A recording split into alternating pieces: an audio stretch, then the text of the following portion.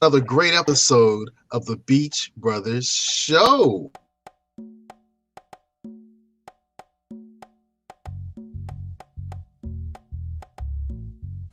So, look, the Beach Brothers Show is a show where we deal with Virginia business and politics. Well, I'm Conrad Chesner. I'm a Hampton Roads political activist. Best ideas for community improvement happen to drive me. I help folks that are approaching retirement and in their retirement years. I have what I call the empowerment agenda, and that means that everything I do is focused on empowerment. You want to give a salute to Tally and Twine. It's time for you to have a high quality watch made in Virginia, made in Portsmouth, Virginia, from Tally and Twine. We want to say thanks to Southern Volkswagen Greenbrier for their great level of sponsorship. If you need a new car, you don't need to go far. Southern Volkswagen Greenbrier. And ladies, if you want your brows to say, wow, check out IamLitaWee.com. Microblading by IamLitaWee.com. I'm Seiko Varner. I do credit fixes, tax resolutions. I lend private money to real estate investors, and we do debt consolidations. If you need any of these services, contact me as provided. And now it's time to get beachy on the Beach Brothers Show.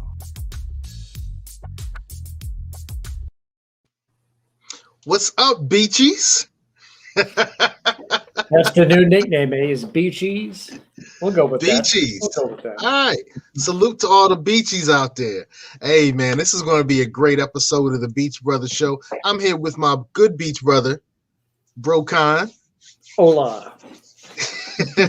Khan the comrade. Mm-hmm. Hey, man, it's time for the podiums. And I think we've actually gotten a lot more interest about our podiums. It's interesting. So, who shall go first? I think I went first last time. You go first this time. Beautiful, beautiful. Well, it's time for my podium, and I'm actually going to let you stay on screen for just a moment, man. Coming up on May 8th, and then on June 8th, a month between them, are the Republican, then Democratic primaries. So, all the Democrats out there, June 8th is your day.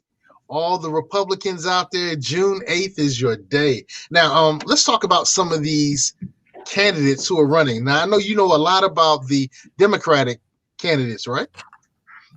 I know a little bit here and there. Yeah. We have Jennifer Carroll Foy. We have Terry McAuliffe. We have Jen McClellan. So we have two Jennifers. And we also have Lee Carter, who's been on the show. Salute to Lee. And Justin Fairfax. All right. So, yeah. Did we miss anybody? I don't think so. All right. And now let's look at the Republicans. We have Amanda Chase, Kirk Cox, Pete Snyder, Glenn Youngkin. So here is the meat of the story. They're on two different dates. And so I know some of you are like, well, I'm a Republican. Oh, I'm a Democrat. Well, the deal is, particularly for Virginians of African descent, but for all Virginians as well, you have the ability right now to choose one of the two people who may end up as your governor, one of the two people who may end up as your lieutenant governor, one of the two people who may end up as a couple of the other positions. I can't remember all of them right now. I think the one we need to focus on in today's podium are lieutenant governor and governor. So, here's the deal. This is not about a party. This is about empowerment. So you have the ability to choose who might become the Republican candidate. You have the ability to choose who might become the Democratic candidate. We need to play both sides of the fence. If we want empowerment, we need to find a person that's going to rock with us. And here's the great thing about it. Now is the time we can start talking to these candidates and saying, hey, I'm a licensed, registered, legal voter in the state of Virginia. What are you bringing to me on the table? Oh, My agenda is not on your agenda. If you want my vote and those who I can influence, you need to put me on your agenda. You need to put my concerns on your agenda, or else me and my compadres will go someplace else. This is not the time to really think, I'm a D, I'm a R. This is the time when you can become empowered enough to make sure that your interests are a part of a campaign. Now, I know that's a radical thought to some people. I'm a Democrat. I can never. I get that. I get that. But once you wore diapers or some variant, you know what I'm saying? So what I'm saying is grow up politically. Grow up politically.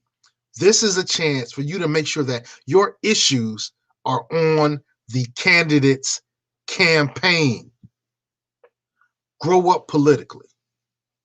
And that's my podium for today. So coming up soon, June 8th, Democratic primary, May 8th, Republican primary, the empowered voter, the person seeking empowerment, the person looking to truly change their experience and the experience of those like them and the experience of the entire state are not going to get trapped in these D or R's, these red or blues, these Cowboys or the Washington team. I can't even think of what they're called now. So the Washington football team, yeah. The Washington football team. So get empowered, get on code, and focus on empowerment. And that's my podium for today. Hey, I'm Seiko Varner, Mr. Empowerment. One love to our beautiful country of the United States of America. Peace out to Brooklyn. 2 up and 2 down for VA, OHIO to Columbus, Ohio, and all surrounding areas. And we love you. Peace. And I'm done. And you're frozen. Now, time for me to take up I was afraid that I might be a little frozen. Am I still frozen? No, you're good. You're good right frozen? now. You're good. You're good right now. Keep going.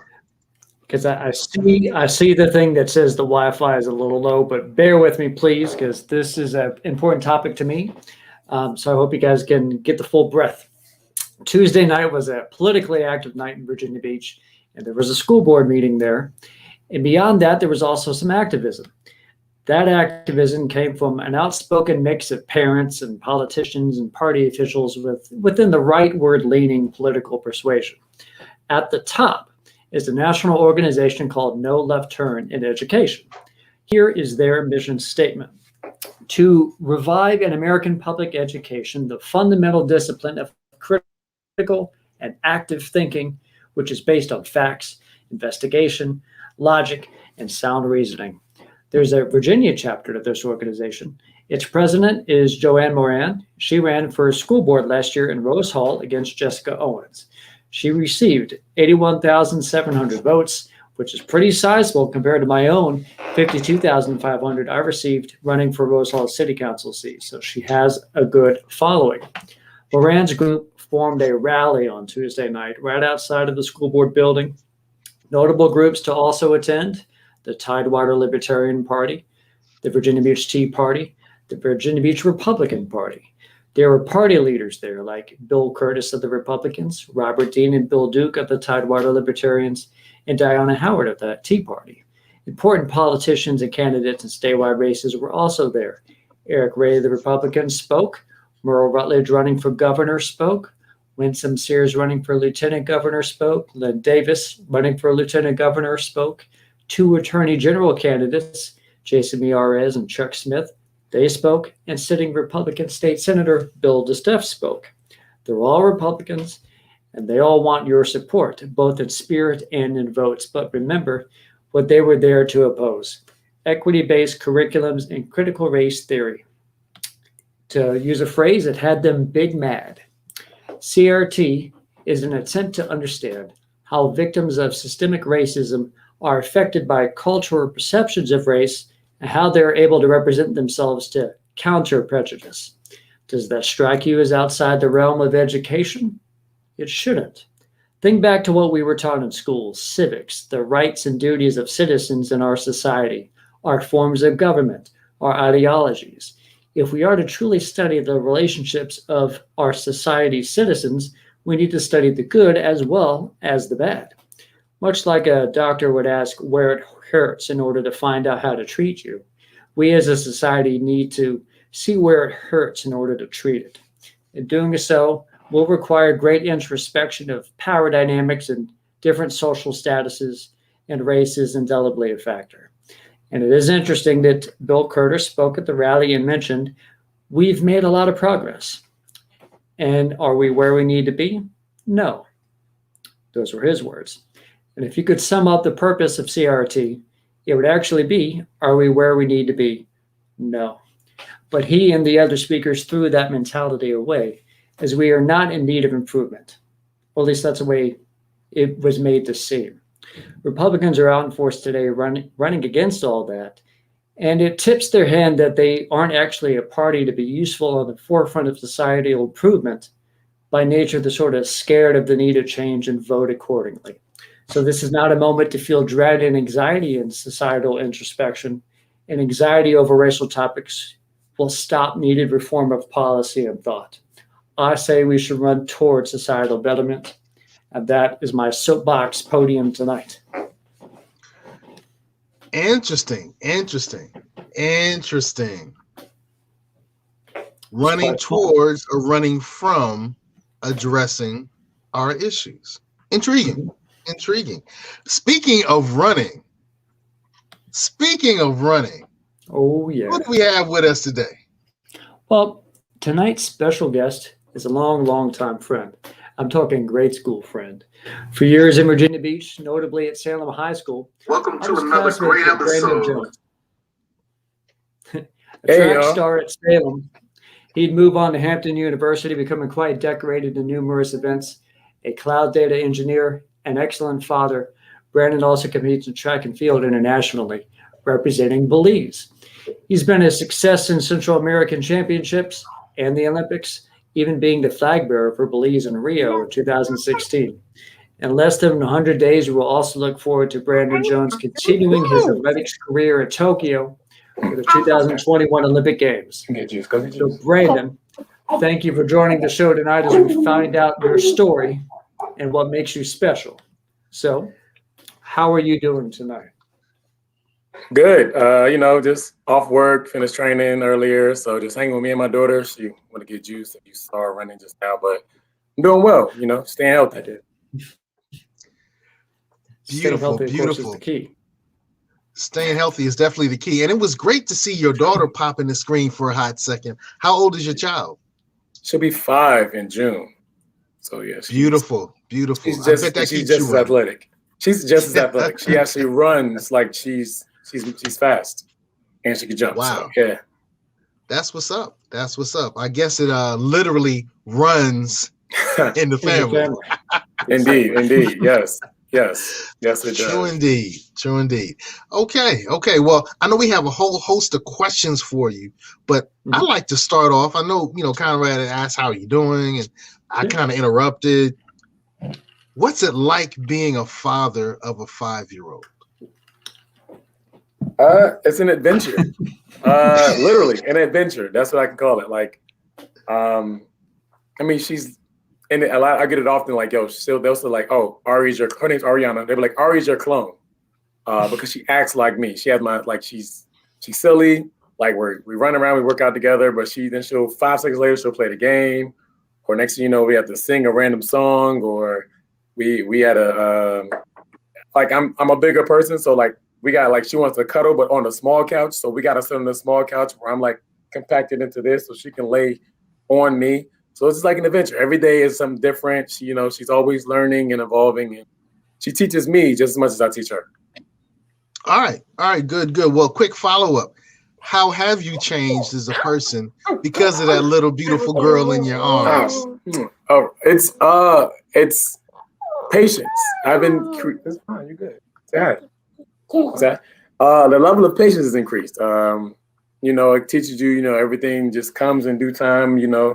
learning at different paces. She's not going to catch everything as fast as I catch it, and I have to learn that she has to learn lessons as she does things, and I have to constantly teach her. And her, with having a girl, it's also teaching me, kind of got to watch how things are done, because she doesn't, it's just the way you want her to grow up and see things, from a different light.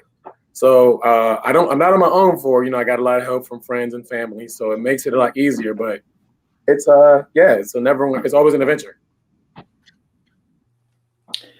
Speaking of adventures, let's go back a little bit to our Salem adventures.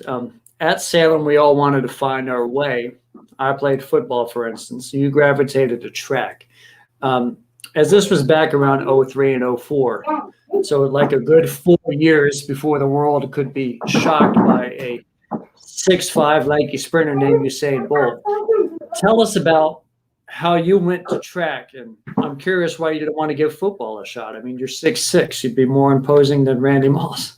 I got a lot of football suggestions from family and friends. Definitely still get that from time to time. Track wasn't really, I love running, of course. But the way I got into track with that it was accidental, kind of. I ran once in elementary school. I ran 1 year in middle school, and it wasn't, I wasn't like a consistent thing. It wasn't until Coach Porter, who was my high school track coach, happened to see me running through hallways and stuff. It was running through a hallway or running somewhere. And, he was also working security. So he was like, hey, stop me. It was like, yo, do you run? And it was him getting me out there the first time that kind of pushed me, into that track world. It was like, okay, well, I'm here. I might as well show up. Mom's was cool with it at the time. Dad, was cool with it. So they was like, all right, cool. And then my brother, he was already playing football. Mm-hmm. It was easier for me to stay after school because he was already, after school for sports. So it was like, when I'm done, I would just go home when he went home. So It kind of was, it wasn't a purposeful thing, even though there was a purpose in it because it got me here. But it ended up pushing me to be, a track and field athlete that year. And that was 16 that year? Yeah. Mm-hmm. We're all big sports fans in various ways. Back at the time, did you follow a lot of track before being asked to come out to do track? Definitely. Even before, I always loved track. Like I said, I didn't do it, but I love it. Mm-hmm. Oh, nice. Good job, Ari. She's playing the game. She's my favorite character. Always had a big idol.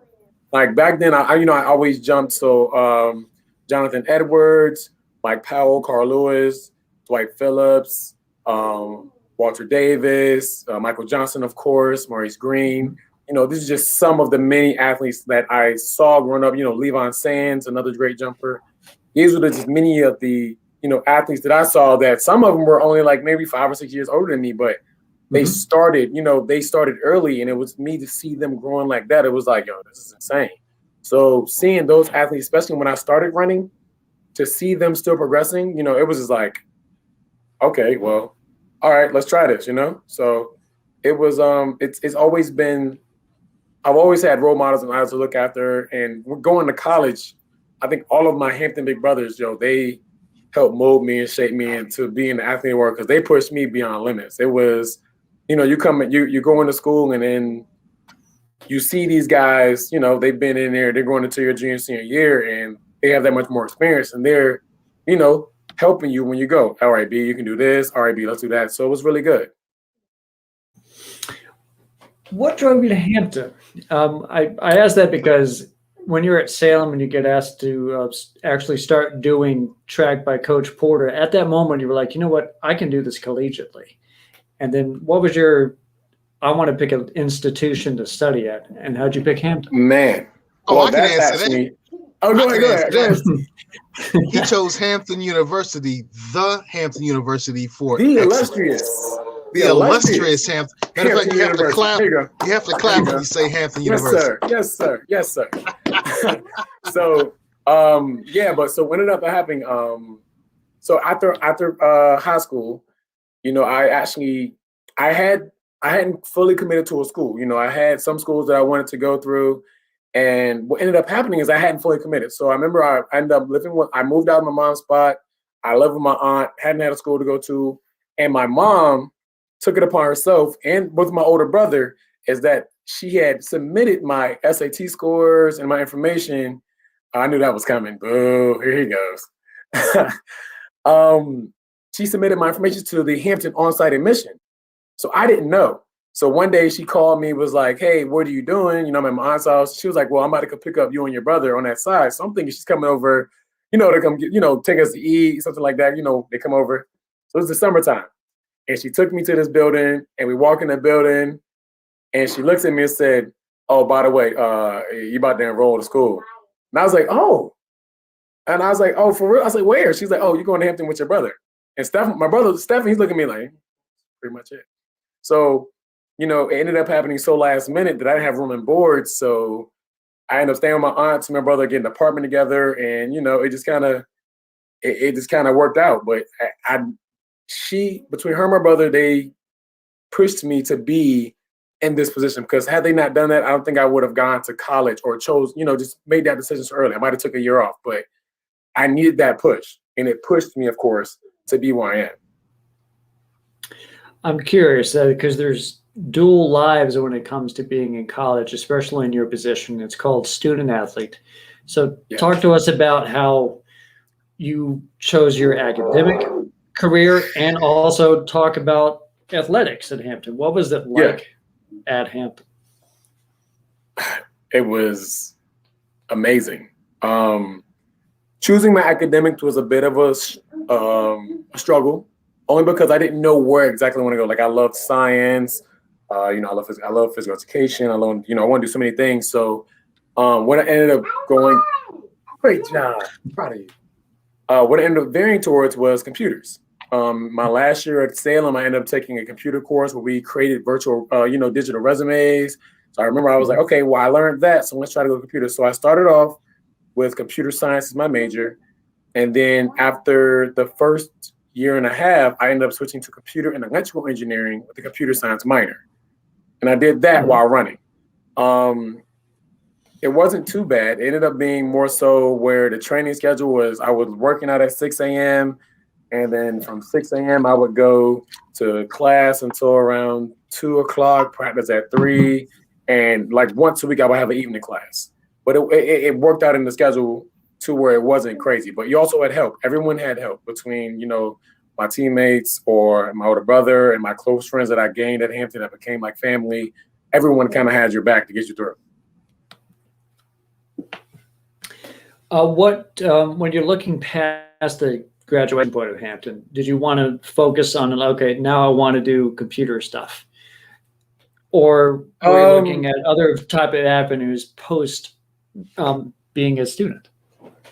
Nah, I definitely, even during school, because during school I worked as a technician during my school year. So it was always veering towards the computer world. What I ended up doing is that what I ended up learning though is I wanted to find other things to do while being in the IT field. So I learned, you know, I was a athletic trainer for a few years while working, and then I, you know, helped coach a little bit. So it's just finding different avenues to do while I went into the IT field. But I definitely knew that I wanted to stay in the world of IT. We just saw a little bit of your highlights there. I'm curious, how do you pick your events? How do you like, you know what, jumping is going to be my specialty, or you know what, I'm going to do long distance or sprints? How do you pick it?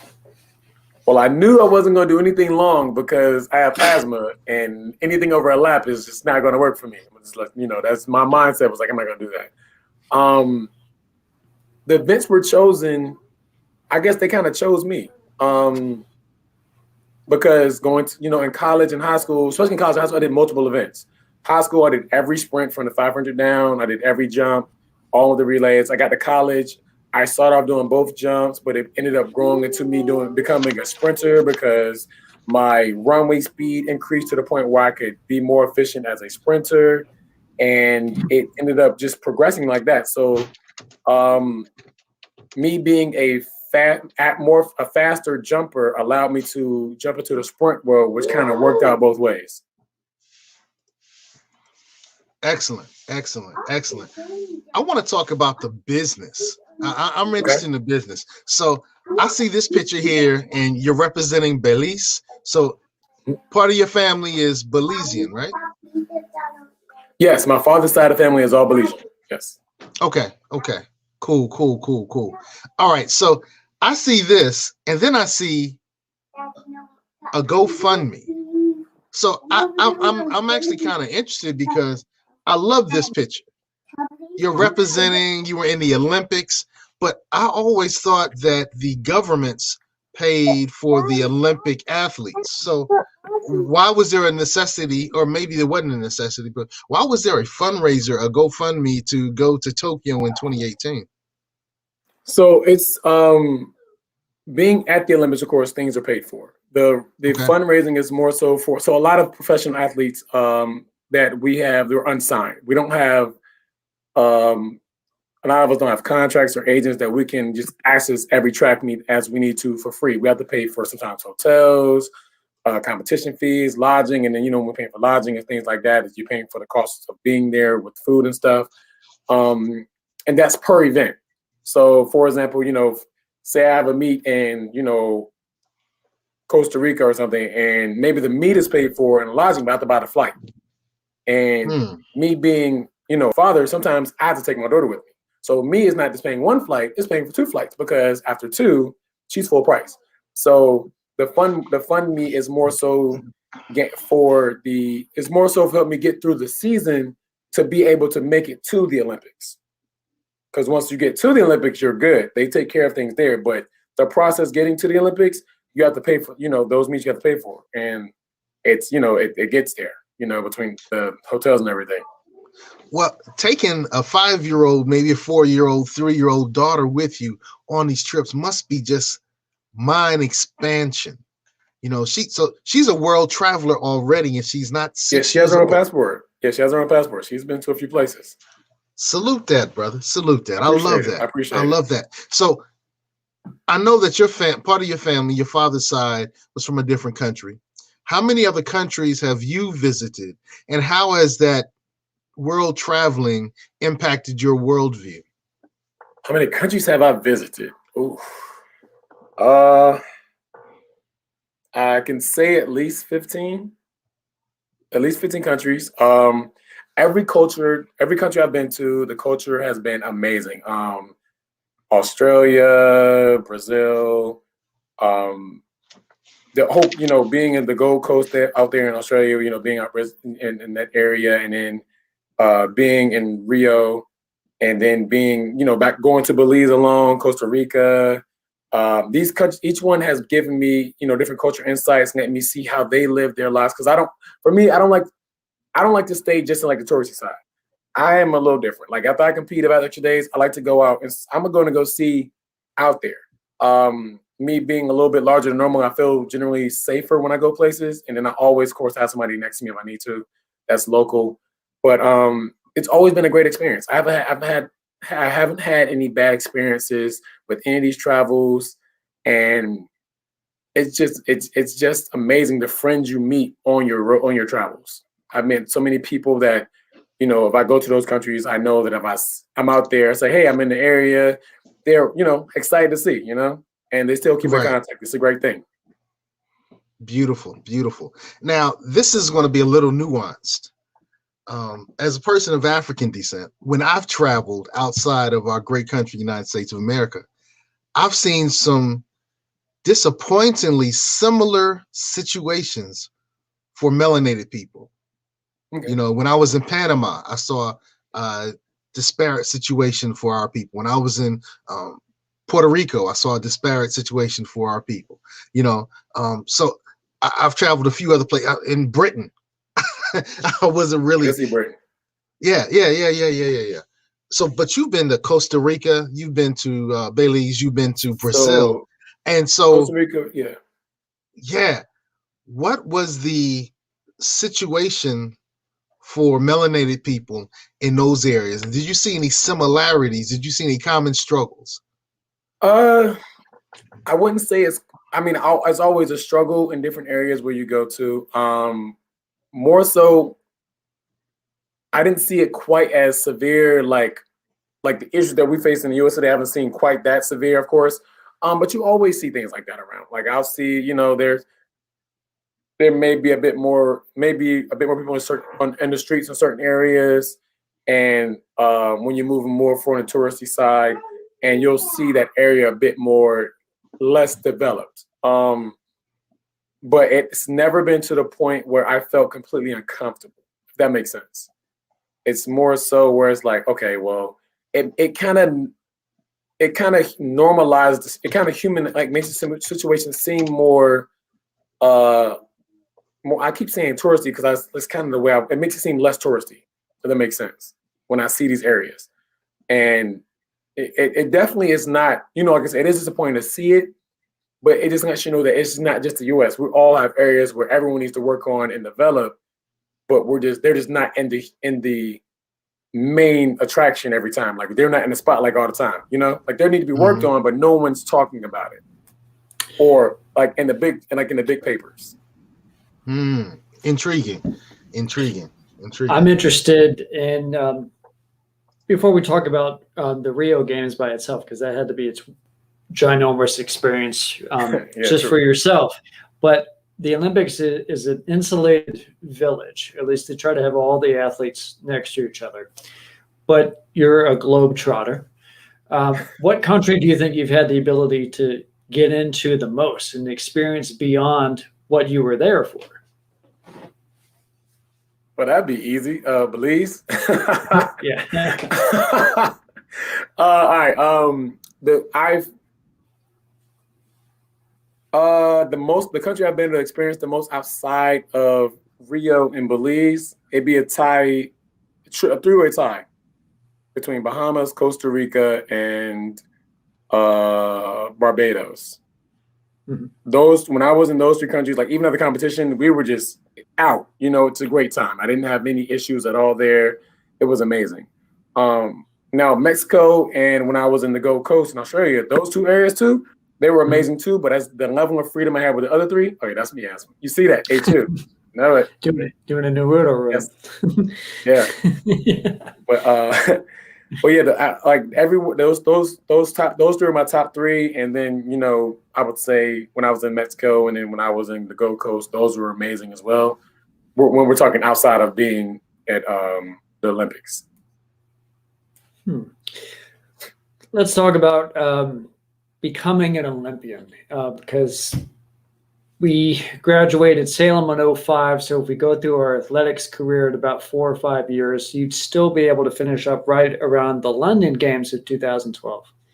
But what gets you from your constant ascension? Because you're always improving. What got you all the way to Rio?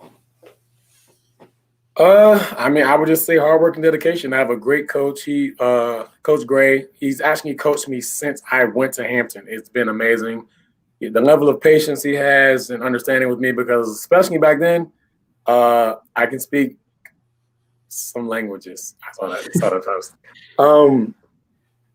I saw that would caught me off guard. Like he's done the level of patience he's had with me, just being, especially back then, I was definitely, even now I'm kind of hard headed when it comes to training, but I would say because of Ari, I'm a bit more understanding with things and I adapt faster. But back then it was just, I know it's a headache. And the patience he's had with me with breaking out things, repetition, it's brung me where I needed to go. Trusting the process. And I used to get frustrated so much and overthink that it would take me out. He'd be like, yo, just calm down. You can, just relax. You're overthinking. You're going to put yourself out. Just relax. So just trusting the process, believing in my coach, believing in my friends and my teammates, the training group I had back then, amazing. That helped me get where I needed to go, This is a weird question in the sense that, we graduated in 2005. That's about 2-3 years before Usain Bolt became big. Mm-hmm. Prior to that, sprinters were seen as they had to be shorter. You're notably tall. If he had become as good as he was, say, earlier, like 2001, 2002, when we're still in high school. Do you think your concept of a track career would have been different because you would have tried for just hundreds and 200s or something like that? Nah. Because I gravitated to jumping too much. I could already jump like abnormally high, especially for my height. Like I've literally been dunking since I was 5'7". So I've been able to jump for a while. And then me having that growth spurt didn't make it any much easier. It just kind of just gave me that chance. So it's I don't think it would have gravitated anymore. I still ran 100 and the 2 a lot in high school. I still, like I said, did every sprint. I don't think it would have changed too much for me. He, even back then, the 01, 02, he definitely was still a good runner. He ran the 4 and the 2 back then. He still was a 20-point runner. So he just, he didn't go crazy until, when he broke that barrier he broke and hit that time. Yeah, I think the first time he really shocked was the 9.72 at the Reebok in 08, if I recall. So that was right in the midst of being Hampton. Yep. I guess my next step would be, what is it about the Olympics? What is that whole experience like? If I recall, track is like the latter half of an Olympics. So talk to us about the entirety of an Olympic experience, especially for an athlete like yourself who would be at the opening ceremony carrying the flag, and then you'd have to wait like a week, I think, before your events would start. Yeah. I mean, it's like business as usual. Like you get there, you of course you're in awe about getting in, getting settled. Everyone's greeting you. It's amazing, especially your first time. You get there, you're like, this is amazing, this is crazy. And then, you grab, they give you all this, free stuff, the gear and all that good stuff. You walk around, you take in the sights and the views of the village, because the village has all these different buildings for each country or these group of countries. And after you do that, you set your bag down and you lock in. Okay, I have a week left. Okay, I have to make sure my body stays sharp. So you get to the practice track, you train for about an hour and a half, whatever you want to do, because it's too late to get faster now. Is to make sure that you retain the information, the practices you've done these years. So now you're just working on trying to perfect the craft that you've already worked on perfecting. You know what I'm saying? Mm-hmm. So that is where we kind of develop. That's what we do. You just keep those going for the weekends. As it gets closer in, you make sure you kind of rest a bit more. They have physio there. You make sure you take an ice bath. You get chiro done. You get massages if needed. Make sure your body's in tip-top shape to prepare for that one moment, whether it's a 200-meter race, a 100-meter race, 400-meter, whether you're jumping for 3 jumps to make the semis, or you're jumping 3 jumps to qualification round to make the finals. It's whatever that is. You're training for that moment, because it can either go to another day or it's going to be over in less than however many seconds it may take, Mm-hmm. So basically it's like an art form in your ability to focus, because you're surrounded not only. The mindset is literally 90% of it. Like, we're all in shape. We're all at this point now where at any given moment we could drop a crazy time or hit a crazy mark because our bodies are at that point. But now that focus now is to make sure that your mindset is, all right, I need to be in the race. Make sure I realize that if I'm in the race, I need to execute like this. And that's what it comes down to, Do you even really see any of the other great athletes that you? Oh yeah, definitely. The NBA players were there in Rio. Not are they like off to themselves and everyone else is, or does everyone intermingle because you're all have respect for other athletes? Well, we did so. There are. All of the athletes are kind of around. I think the NBA players were there for a bit, but then they had their own own air accommodations. But everyone was still in the village at one point. So everyone at one point interacts with another. Like the volleyball teams, the basketball teams. You see the tennis players, you see the basketball player, you see rugby, you see everything just there. It becomes you interact like it's nothing. And everyone's walking around because at this point we're Olympians. So of course, if you have idols, you'll see your idols and everyone's taking pictures with them and all of that. But outside of that, you just kind of just mind your business. Like I kind of had my headphones on and I just kind of walked around my headphones. People I knew, I would kick it with them, and then I would just kind of just go take fights. Talk us through your heats. Oh, we only had one heat. So it was a rare situation with me. So Conrad, I had surgery 2 weeks before I competed. So I had a mass on my throat, and I had some surgery literally.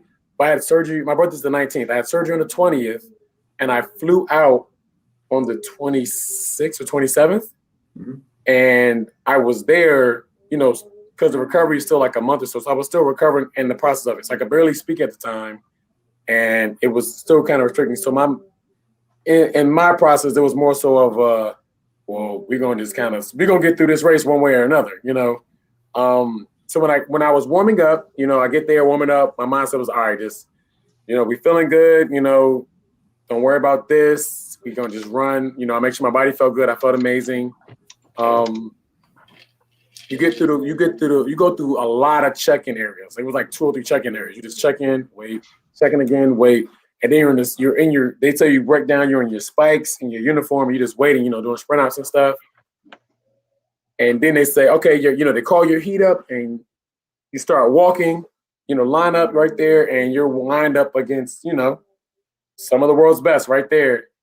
And you walk out, and as I'm looking up like this, I walk out and you just see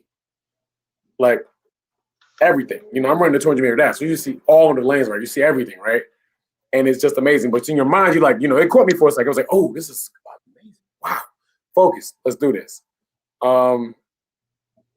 So, you block that out and you focus, say, okay, look, it's 4 years. We're here. Let's go ahead and get in. You get in your blocks.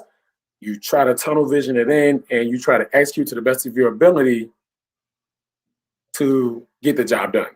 And, sometimes it doesn't work. Sometimes it does. My case wasn't the best, happens in life, but the experience itself taught me that, I could do it. And to do it once, I can do it again. So we're going for number 2. Going for number two. That sense of not accomplishing your goal. Some people call it failure. But that seems to be formidable with athletes. You Absolutely. have the ability as an athlete to go out there, try your best, not meet your goal, go back out there, try your best, not meet your goal, go, and you're just practicing. We're just talking about practice. Right, practice. You're talking about practice? We're just talking about yeah. practice. Yeah. How has that impacted the rest of your life? Because that's a beautiful message. I mean, it's a life lesson. Now, I won't lie. After that race in Rio, like Conrad said, I'm 6'6". As I'm walking to the call center, I forgot to tell you, my older brother showed up. As I'm he landed, and my delegate brung him there. So as I'm walking in, he shows up and he's like, "Yo, B, yo, tears, right?" But I'm trying to keep together as I'm walking in, right? The race over. I didn't do well. Wasn't my best race. I held it. I walked after everybody up. I'm walking away. I'm there. Got changed. I'm walking. I'm thinking I'm cool. I'm still very upset about the race because it was I felt like I should have done better. But life plans things how they should go. Not every race is gonna be a race, man. But when I saw my older brother again, and I broke down right there and cried. I'll admit it. That loss hurt. Because it was a loss that you don't want to happen, but it happens, But I kept moving, as you said. What it taught me and what it's been teaching me is that each lesson is there. Everything happens and it teaches a lesson. Small lesson, big lesson, everything teaches me that. So as I'm at practice and I'm failing, it's okay, what am I doing wrong? Why am I failing? Am I not active on the ground? Am I not focused enough through the race? Am I breaking down? What am I losing? What factor am I missing right there? I may not get it at the practice, but after practice or while I'm thinking about it, it clicks in. Because the next day when I run, it may work.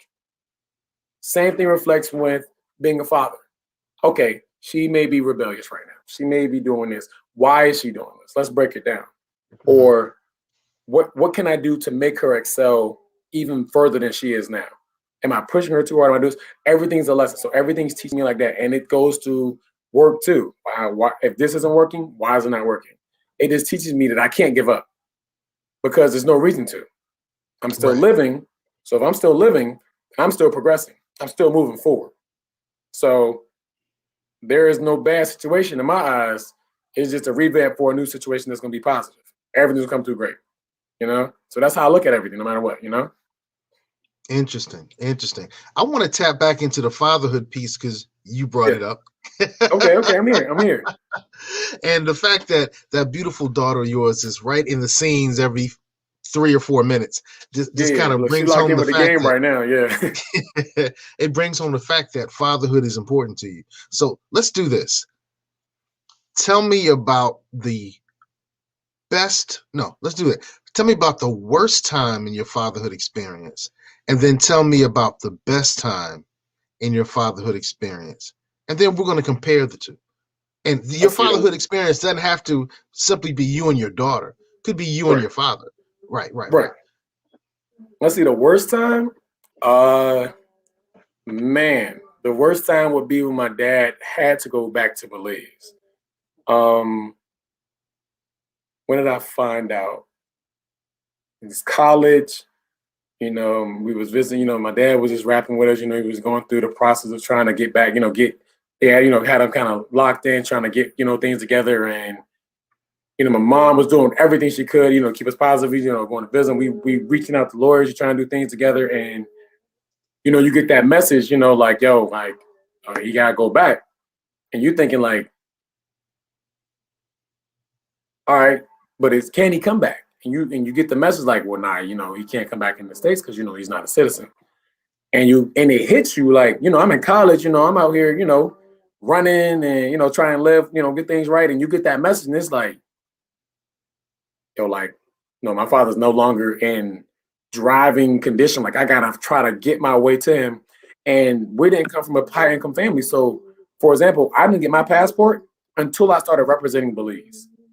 Because we never had, between me, my mother, my late mother, my brother, sister, we never had that inclination of, appreciate you. We never had the inclination of saying, yo, we can just, you know, fly and see him whenever. Nah, that wasn't really in our financial budget. So from the point of him leaving, she never got to see him again until, you know, all the way up until she passed. She never saw him again. She can only call him. He couldn't video call back then. Like he could, but it was too choppy. And it was to the point where you're like, well, how are we going to see this man? You know, the best we could do is text him every now and then. We get, you know, if we video call, it's just mad choppy. And here comes 2011, where I get called out. You know, of course, that was my worst fatherhood moment. Then you get called to Belize, where I get this moment, and they're trying to contact me to represent them in 2011. I'm like, the first person I tell is my dad. Like I call him, I say, yo, dad, yo, guess what? He's like, well, I say, yo, Belize call me, yo, they want me to represent them. Yo, like they tell me I gotta fly out to them. Yo, when I say hype, I ended up making it down there. I bought this is how crazy it is. My mother got the money to buy me a one-way ticket to Belize, May of 2012. One-way ticket. We didn't know I was coming back. We like, we're gonna figure a way back. But you getting out there right now. She bought that one-way ticket, and I don't think my father had ever been so excited in his life outside of him meeting my daughter for the first time. When I flew him to see my daughter, yo, it was like I didn't exist anymore. She literally ran to this man, and that was it. Like it was like, boom, she's 2. Ran to him like she knew him already. Whole time, you know what I mean? So I would say that one and those two kind of my worst and best fatherhood moments. Wow. Yeah, it's crazy. Wow. I also noticed that in some of these pictures you have a fro, and others you have the nice locks. Yeah. What was that process? What was that process like to go from the man here with the red shirt, wiping away sweat, wiping away tears? Oh no, that's not me. Man. That's not you? Okay. Nah. that's not me. Oh, okay. But I did. Nah, I don't know who that is, my G. See, my cut right there, that's my low cut. This That is was you, my your low first cut. year. Yeah, that's my first year's running. Okay, so we go from this to this. My guy Tavon, what's up, bro? So my first year's running, which is crazy. I had just cut my hair, right? Just cut my hair. Cut it into this little fro, and I was like, yo, I'm gonna keep, rocking my fro. But then I realized how much I hate low cut hair. I was like, yo, I don't want this. Let me grow my joint back. So that was the process. I was like, I cut it, and it just happened to cut it as I started my new, started running for Bleeds. It was like just coincidentally happened. So yeah, it was just, I cut that joint. I ain't like it. Well, come on. That's beautiful. That's beautiful. All right. Hi. Oh, you just want to say here? All right, you can say what we're talking. She just wants daddy time. Yeah. she says too much. I can see your hands. Man, I tell you what, that's a beautiful picture. That's a beautiful picture. So, I appreciate you. I wanted to also say to Mr. Reynolds, HU all day as well. Yes, sir. Hey, he was same year as me. We 05, 013. Ogre 5, Ogre 13? Yes, sir. We wow. And that now they're like at what 19, 19, something like that, 20. I don't know. They're out there. That's crazy. That's crazy. And for those who don't know, you just don't know. You just don't know. You just now my class was Dynasty. We were named after the TV show. Yeah. Yo, that's crazy, yo. Oh my gosh. Yo. Hey man, we're winding down. We have about 9 minutes left. You told us about the most challenging and the best time is your fatherhood experience.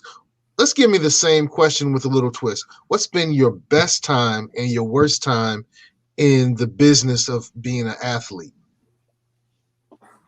The worst times, I would say, my first years running post-collegiate, and struggling to get to competitions and pay for them. There were times where I was in great shape, but you had to pay for the entry fees. I couldn't afford it, or I couldn't get down to the meet because I didn't have a way to. I didn't have the money to get down to for transportation and for hotel, and I had to miss out on so many opportunities that would have benefited me. But hey, I just couldn't get there. So it kind of that would be my worst one, just not being able to get where I needed to go because there was no financial support. That was first years. I didn't really have much of a job either. I was trying to pay my own bills. Couldn't throw it both in. My best times, I really got to. Between Olympics and then traveling around the world and making it to the point where the big meets are taken care of and getting there, and those experiences. Those are my highlights. Actually, you know what? My favorite one is it's a local one when my daughter first saw me run. That was my best. I remember one of my teammates came. We're at Penn Relays, and I was running a relay for this club team. And I'm standing at my mark, waiting for the relay, and I hear Ari in the background, "Go, daddy, go, daddy!" And she's right there, but you got to pretend like I can't hear her because I don't, So she keep yelling. I'm just like this. I gotta run. Like I can't run slow. Like I gotta go. So she's done that, and then I've had her when I had to jump one time. She's like, "Daddy," and she'll tell you like back then when I would jump back, she'd be like, "You didn't." I'd be like, "All right, you won." She has physically outdone me, and this is bad. At practice lately, she's done drills better than me. And my coach rubs it in. He'll be like, "Oh yeah, by the way, all right, come over here," and she'll do a drill, and I'll be like, "All right, I'll do it right now. I'll do it right." Yes, my own daughter, she gets me. I'm curious, how soon did it take you to put Tokyo in your mind? Right after Brazil. I was not satisfied, and I knew my body had so much more in it that there's no way I was going to just give up. It's impossible. I feel amazing. My body's not ailing me, and my passion to compete and be the best is still there. So yeah, as soon as that joint was over, my mindset was, all right, well, showtime for the next one, Well, I'm also curious. Is Tokyo one where you have a good ability to do multiple events? Yes. Actually, yes. I can't say which events. All right. We keep those mystery. Yeah, we keep those mysteries until I pop up with any type of official announcement, because I don't have any official announcements, but I have the potential to do more than one event. Yes. Will I do more? Like I said, that's the mystery too. What's going to happen. And how many good 757 representation you expect in Tokyo? Because Grant's pretty good. Oh, Grant's a shoe-in. We got Francina. I think LaShawn's still training. You got Mike Cherry. It's a lot of us, and they're working just as hard, if not harder, than I am. So, yeah, just 757 link up should be just as good as it was in Rio. All right. As we get ready to close out, I do want to let the viewers have a good opportunity to sink in to know what, besides the running, what you're doing and how we can stay in touch with you. Do you have Twitter handles and stuff that we could follow to be like, yes, we want to follow him? It's upstairs on my computer. Yes, you can follow me. My Facebook page, it's Brandon T. Jones, OLY. That's my athletics page. My Instagram is B.Jones, if I'm correct. My Twitter is underscore B Jones _got hops with a Z. You can follow me anywhere there. I have a GoFundMe that's on my fan page. You always can follow. And soon I'll be creating a website, which will be able to follow my track and field career too. That is absolutely fantastic. I will say, as both a fellow Salem Sun Devil and someone from the 757 as well, we're obscenely proud that you represent us internationally. And we're looking for as much of success as you can possibly do, in the true sense that you're able to give it your best, because you can show it to the world. And that is just something we're greatly proud of. So I'm just glad I'm able to have you on today. Because I've always been a fan, and especially to get, to watch you internationally, that's pretty cool. Man, I greatly appreciate it. Always supportive, man. You've always been there. I very appreciate it. It's been an honor to be up here too, man. This is actually pretty cool. I'm nervous about interviews. This is fun. All right. Well, hey, I guess we can close out, man. I do want to get in a little advertisement, because I always forget sometimes. But if you're running around, a great topic of running. If you're running around the Hampton Roads, you want to make sure that you're doing it safely and in a nice vehicle that you might be able to get. Think in something as safe as a Volkswagen, and you might be able to get that at Southern Volkswagen in Chesapeake, 1248 South Military Highway. Stop in, see Charlie Roy, get yourself a nice car that you can go running around in Hampton Roads. Word. Running around. I see what you did there. Yeah. Like the word play. All right. Well, you've been checking out the Beach Brothers show, the Get On Code show, and let's see. Good luck, Brandon. I appreciate it. You guys take it easy. Thank you. You're right here. I love that. Woo! Come here. One last thing.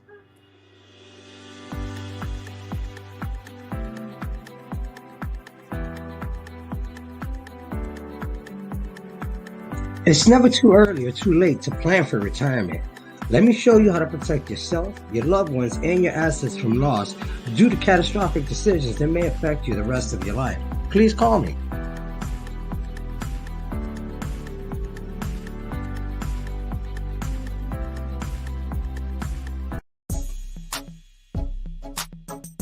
This show was brought to you by Positive Vibes Incorporated, our consulting services.